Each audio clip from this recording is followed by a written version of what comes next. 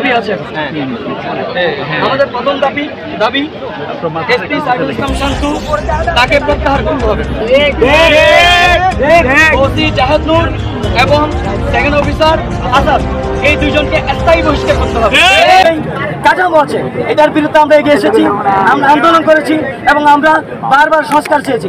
এই সংস্কারের জন্যই আমরা অন্তর্বর্তীকালীন সরকারকে দায়িত্ব দিয়েছি, বাংলাদেশের সব বাংলাদেশপন্থী দল মিলে। বর্তমানে আমরা যে সংস্কারটা চেয়েছিলাম পুলিশ সংস্কারের, সেটা সম্পর্কে কোনো আলোচনাই হচ্ছে না।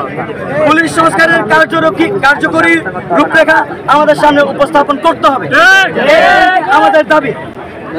আমাদের পরবর্তী কর্মসূচি হলো এই আগামী 12 ঘন্টার মধ্যে যদি ওসি জাহিদ নূর এবং সেকেন্ড অফিসার আসাদ এদেরকে স্থায়ী বহিষ্কার এবং এসপি সাইফুল ইসলাম শান্তু এরা যদি প্রত্যাহার করা না হয়, পাশাপাশি আমাদের যে দুইটা দাবি, যে প্রশাসনের সাথে সম্পৃক্ত আওয়ামী লীগের সাথে সম্পৃক্ত প্রশাসনকে যদি ক্লোজ করা না হয় এবং পুলিশ সংস্কারের যে কার্যকরী রূপরেখা উপস্থাপন করার দাবি আমাদের আছে, এগুলো যদি উপস্থাপন করা না হয় আমরা আগামী 12 ঘন্টা পরে চট্টগ্রামে আবার আমরা আন্দোলনের ডাক দিব এবং আমরা এই আন্দোলন চট্টগ্রাম থেকে পুরো বাংলাদেশে ছড়িয়ে দিব।